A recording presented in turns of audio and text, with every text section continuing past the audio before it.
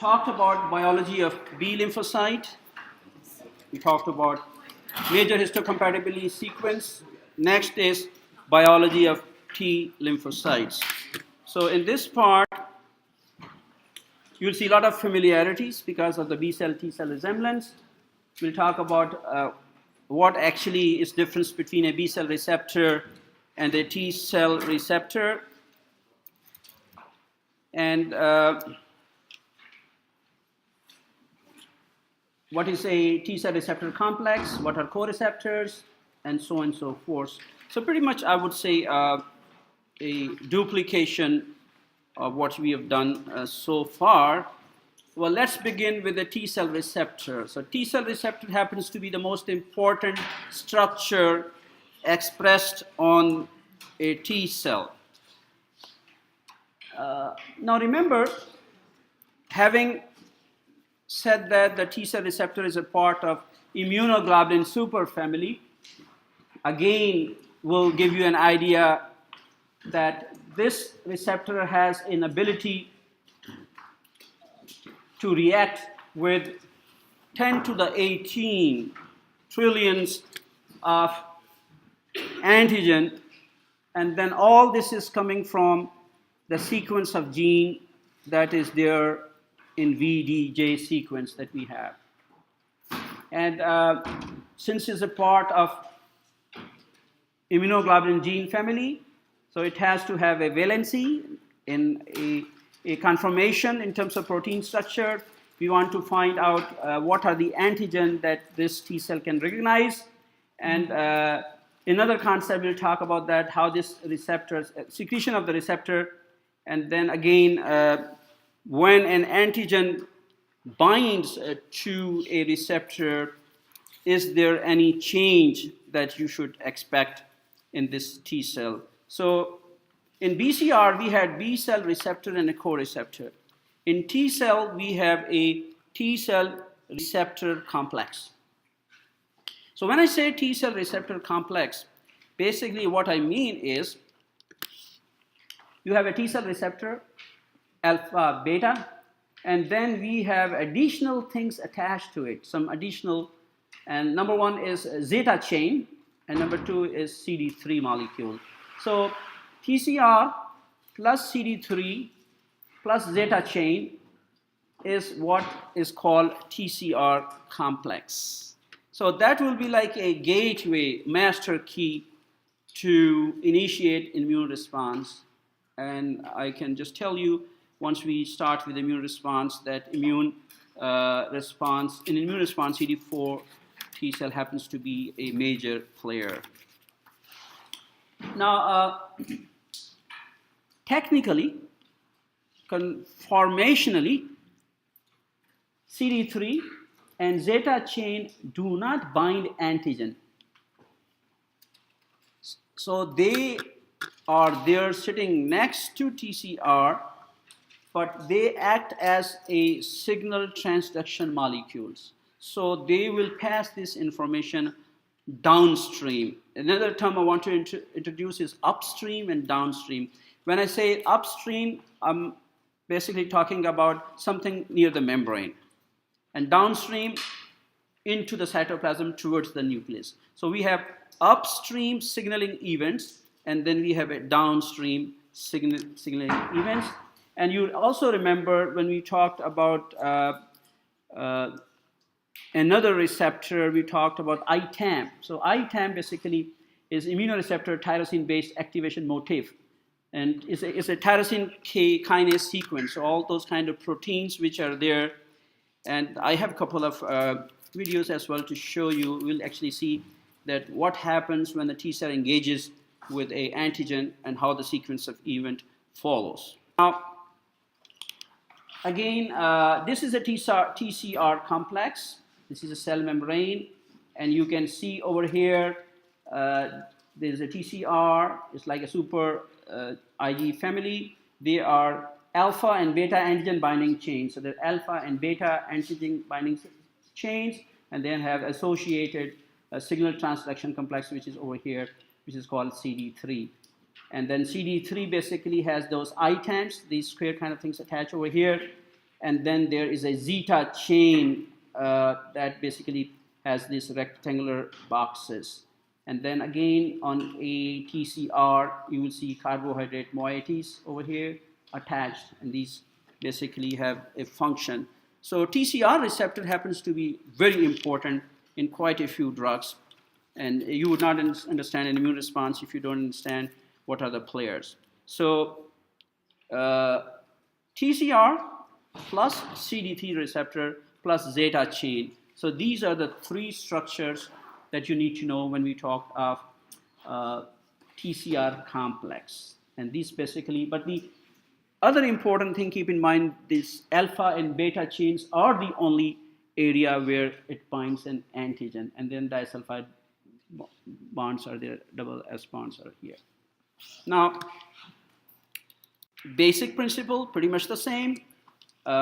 We have an interaction of TCR. So we have a host cell which has an MSC molecule, and then it needs to talk to a TCR as compared to the BCR that you saw. So in a TCR, again, since it's a super Ig family like antibody, it has a constant chain and it has a variable chain. So you can see over here, this one in the region is not only variable chain, but it's hyper variable region, which stands for V alpha and V beta.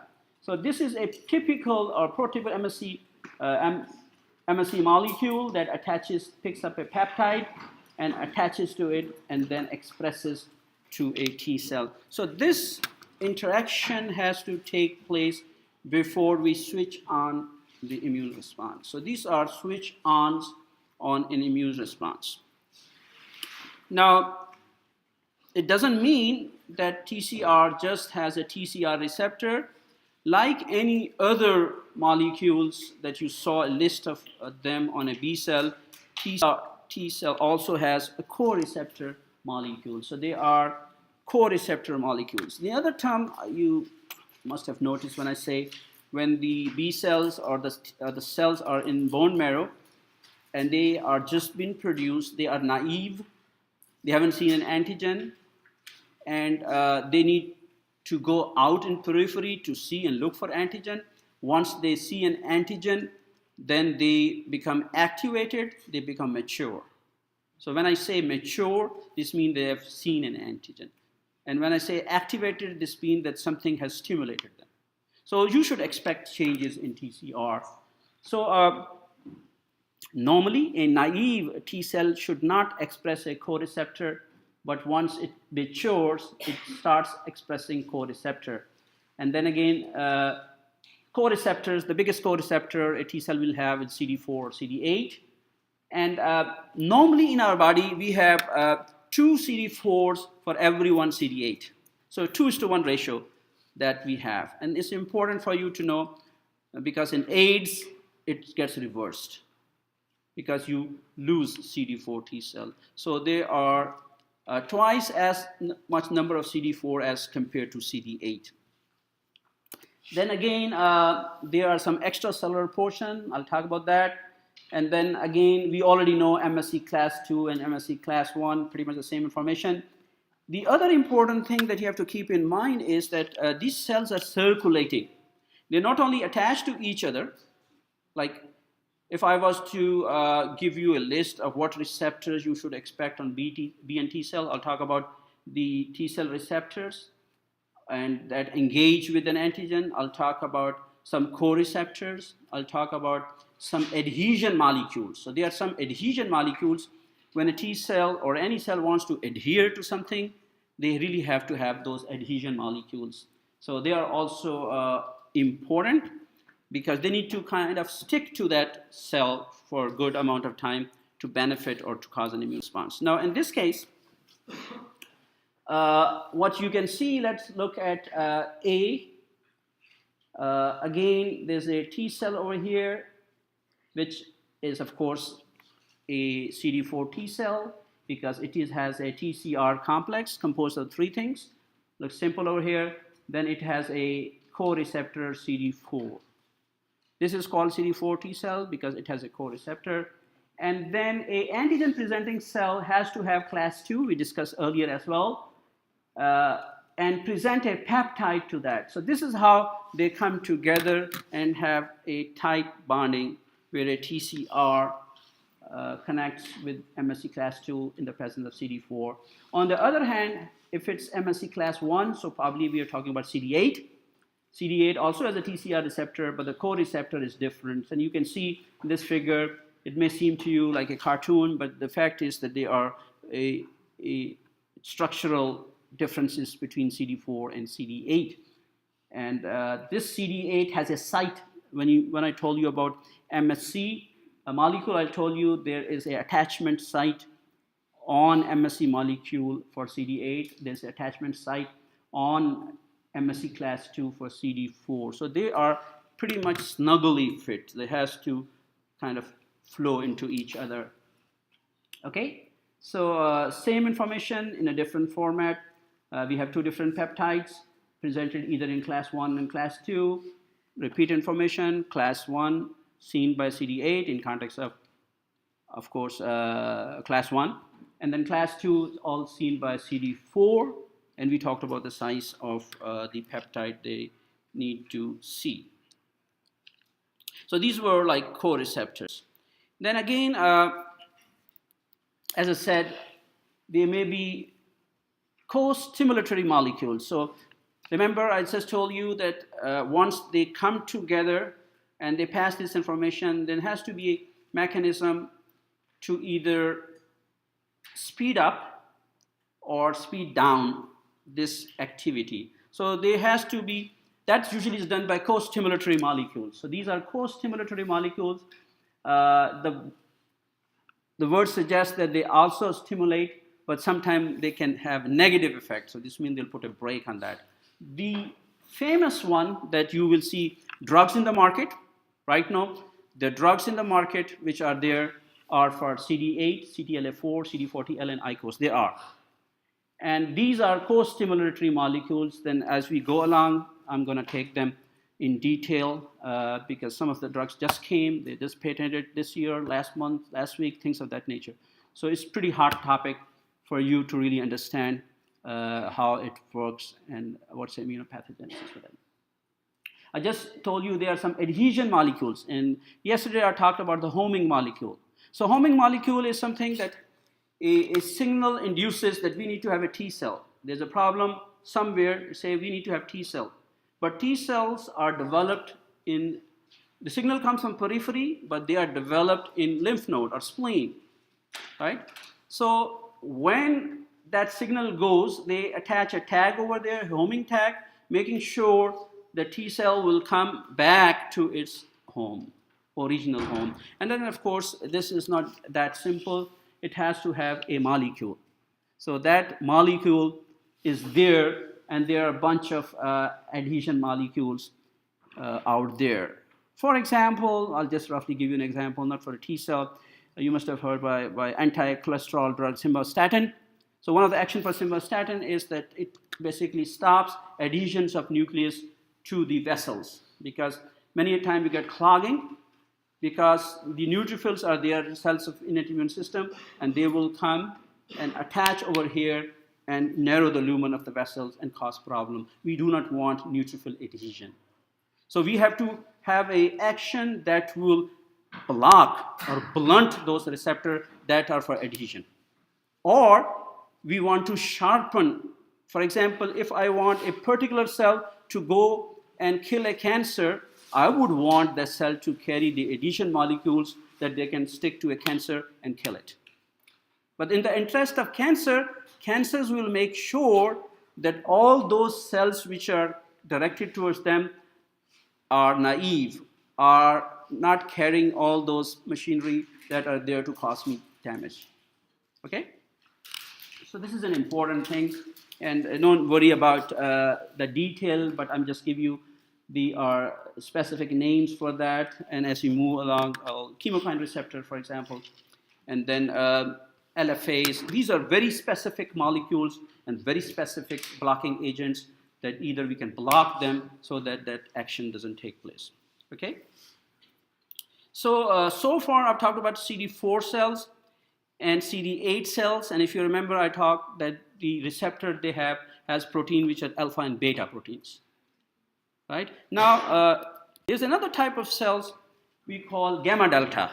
So these are called gamma delta T cell. Interestingly, they are located in small intestine. If you look at the mucosal surface of small intestine, and you see all those cells over there which are tightly together.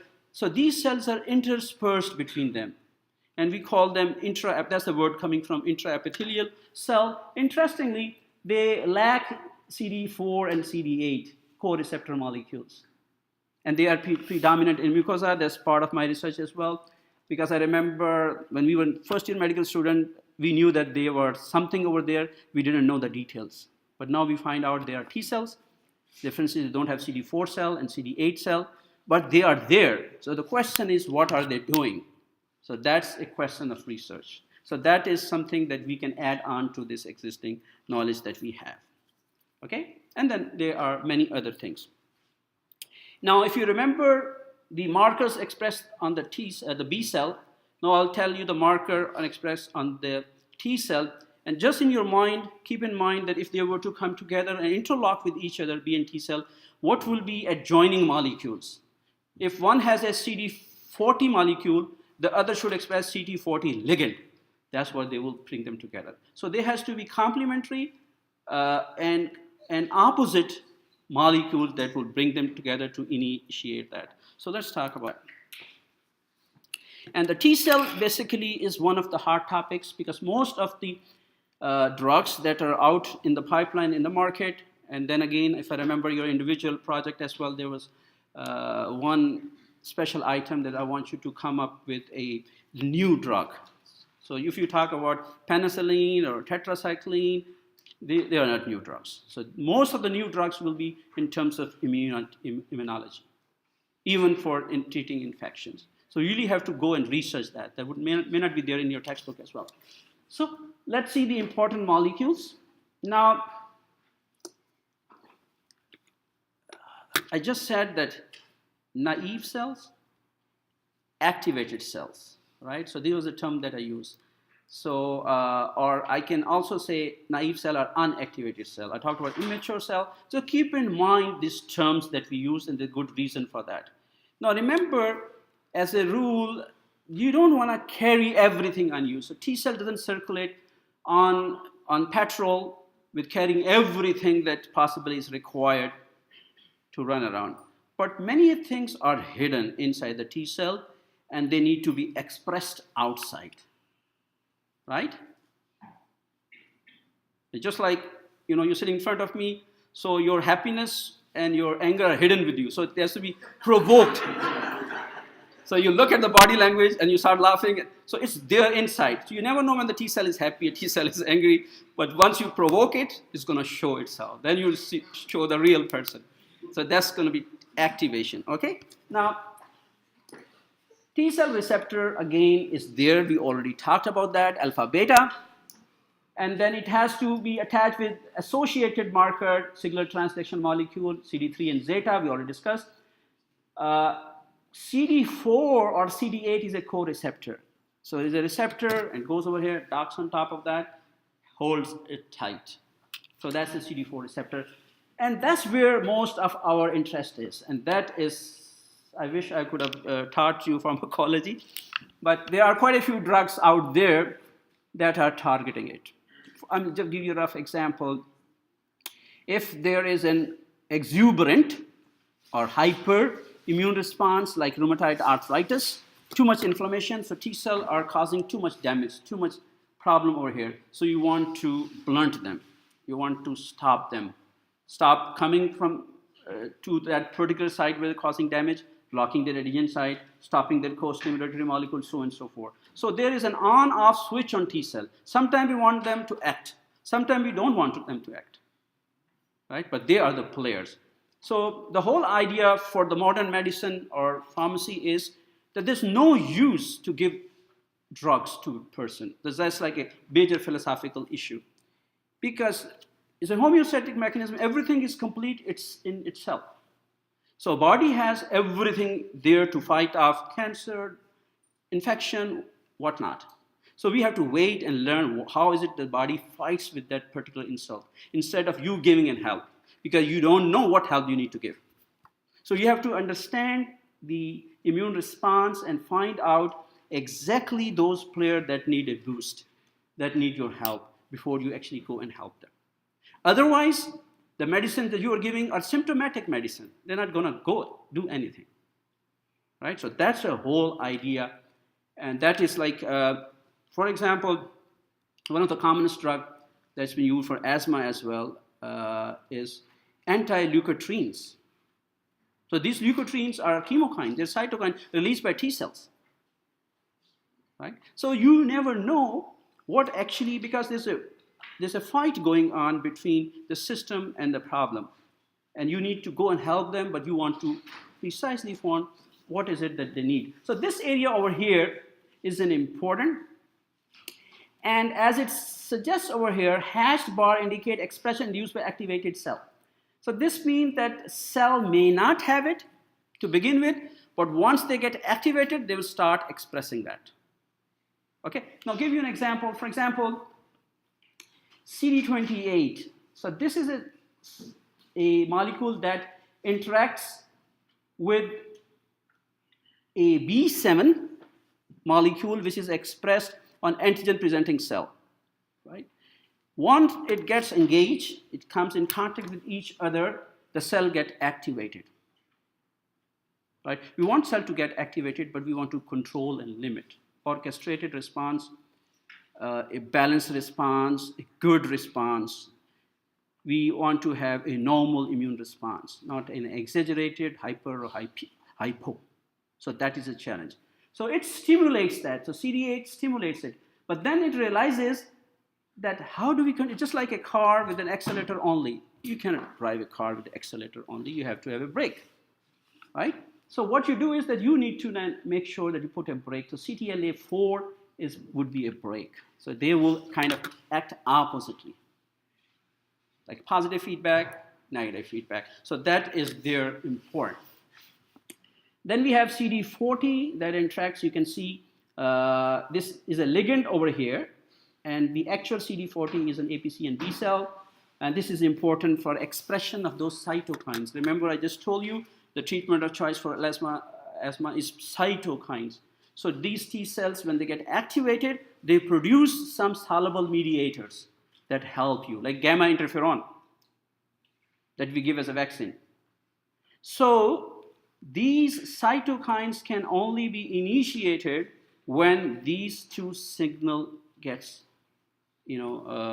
attached. So these, then we have, you can see a lot of adhesion molecules, because T cells would not cause you help or damage unless they get the signal, they want to go, but they want to stay there to help you out. So they have to have adhesion molecules. So you can see there are adhesion molecules, and many of them over here. And then again, homing molecule, which is CD62L, and then a chemokine receptor, because sometimes what happens is that chemokine also act like hormones in a paracrine way. So they are produced by the T cells, they secrete it, they go out like a hormone, and they come back and act on the same cell. This is called paracrine hormonal action that we normally call in terms of chemokine receptors.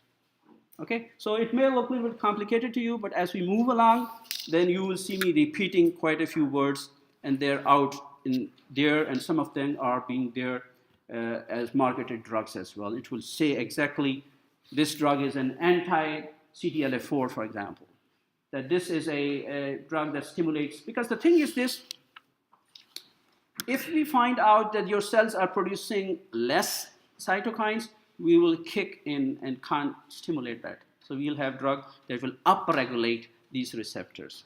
If we want to stop it, we will downregulate them.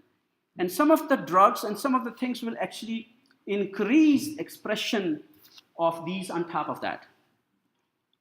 And guess what? We are learning this from microbiology and cancers. because we don't know. So we need to find out how a particular virus causes problem. And then we dig out that this virus causes more problem because the very first thing this virus does is goes into your system and blunts the adhesion molecules on the T cells. That's what it does. So if you demilitarize, so to speak, take all the weapons away from the T cells are not going to do anything to this virus. But this is how viruses cause problem. So we learn from them, and then we apply on ourselves and want to make sure that we fight that mechanism and help the body. So that's where it is coming from. Okay? Again, remember that many of them are, almost all of them are proteins. And when I say proteins, what I mean is that proteins are regulated, they are peptide, they are gene expressions, and they may be different and variable, right? So once we say proteins, we want to go back and look at the genes. So for example, if they tell you that you have a deficiency, they look at the profile of your T cell like AIDS virus and say, well, AIDS virus is going to remove that co-receptor CD4, for example, or such and such will mess up your. So if they mess up that particular receptor, then they will put us in danger, right? So that is one thing. The other thing that you have to keep in mind is that, again, repeat slide, repeat information, is that when we say TCR, I just said that this has an ability to generate enormous number of genes so that we deal with each and every antigen totally separately. Okay? And I'll stop here.